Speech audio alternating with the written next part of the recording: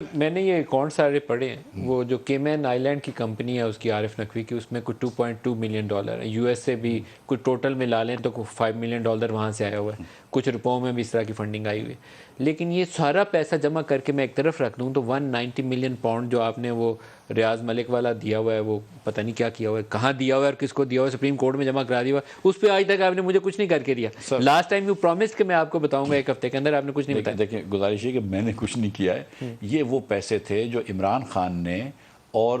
وہ کیا نام تھا ان کے مرزا صاحب کا، شہزاد اکبر نے، مرزا شہزاد اکبر نے واپس کر دیے ان کو، جن کے کنفسکیٹ کیے تھے 190 ملین پاؤنڈ، جس میں سے 140 ملین پاؤنڈ جب پاکستان کو واپس آئے تو وہ وفاقی حکومت کے account number 1، federal consolidated account number 1 میں آنے چاہیے تھے، وہ وہاں نہیں آئے، وہ سپریم کورٹ میں ڈال دیے، جہاں پر سپریم کورٹ میرے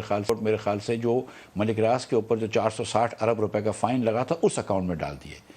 بھائی ملک ریاض کا فائن بھرنے کے لیے تو آپ کو وہ پیسے نہیں ملے تھے، اور یہ آپ کے پیسے تو نہیں تھے۔ تو سر آپ وصول کریے نا فائنانس منسٹر۔ بھائی دیکھیں یہ 200 ملین کتنا 40-50 ارب روپیہ بنتا ہے۔ خاص جی ایک کمیٹی بنی ہے وفاقی حکومت کی، میں بھی اس کا ممبر ہوں، دیگر وزراء اس کے ممبر ہیں، اور وہ کمیٹی ایگزامن کر رہی ہے۔ ایک وکیل جو اس کے وکیل تھے، پاکستانی انگریز تھے، وہ اس دن آ کے 2 گھنٹے انہوں نے تقریباً جھوٹ بولتے رہے، انفارمیشن بلاک کی، اور اس 4:30 بجے میں خیال سے غالباً میٹنگ ختم ہوئی، 6:30 کی فلائٹ لے کے بھاگ گئے ملک سے۔ وہ شہزاد اکبر کے وکیل، شہزاد ARU میں کام کرتے تھے، 5 مرتبہ یا 6 مرتبہ۔ ان کا کیا اس میں گرامی تھا؟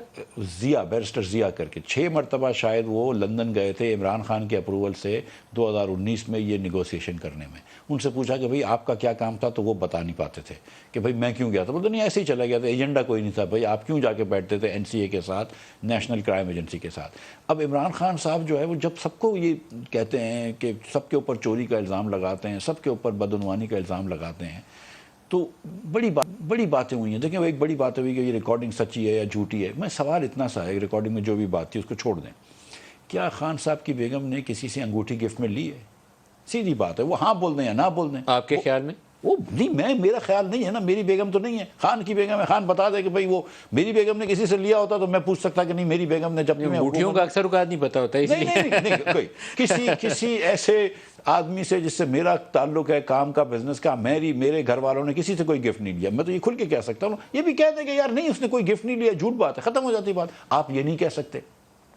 آپ سے پوچھنا ہے کہ بھئی آپ نے کبھی عارف نقوی سے غلط پیسے لیے، تو آپ بولتے ہیں میں اس بات کا جواب نہیں دوں گا۔ مطلب ہے بات کا جواب نہیں دوں گا، جواب تو دینا ہوگا نا سر،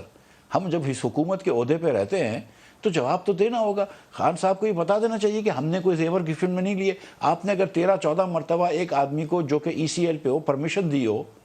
ECL کے آدمی کو پرمیشن دی ہو ملک سے باہر جانے کی، اور پھر اگر اتنے لوگ قیاس آرائی کر رہے ہوں کہ آپ نے ان سے کچھ مالی مدد لی ہے تو بتا دیں کہ ہم نے کوئی چیز نہیں لی، بتا دیں کہ آپ نے 37 بچوں کی یونیورسٹی کے اوپر آپ نے ایک پتہ نہیں 100 ایکڑ کی زمین لے لی ہے، جس میں آپ کی بیگم اور فرح صاحبہ جو ہیں، فرح گوگی صاحبہ، وہ صرف ٹرسٹی ہیں۔ مطلب کوئی خدا خوفی بھی کوئی چیز ہوتی ہے، کہیں پر ہاتھ ڈالو۔ جب شروع میں جب پیناما لیکس بھی نکلا تھا نا، اس وقت بھی جب بے نامی کمپنیاں نکلتی تو نیازی سروسز ایک نکلی تھی، آپ کو پتا ہے، لندن کے اندر خان صاحب، لیکن جہاں پہ ہاتھ ڈالو خان صاحب نے غلط کام کیا ہوتا ہے، لیکن ماشاءاللہ جو بھاشن دیتے ہیں یار مان گیا اس کو۔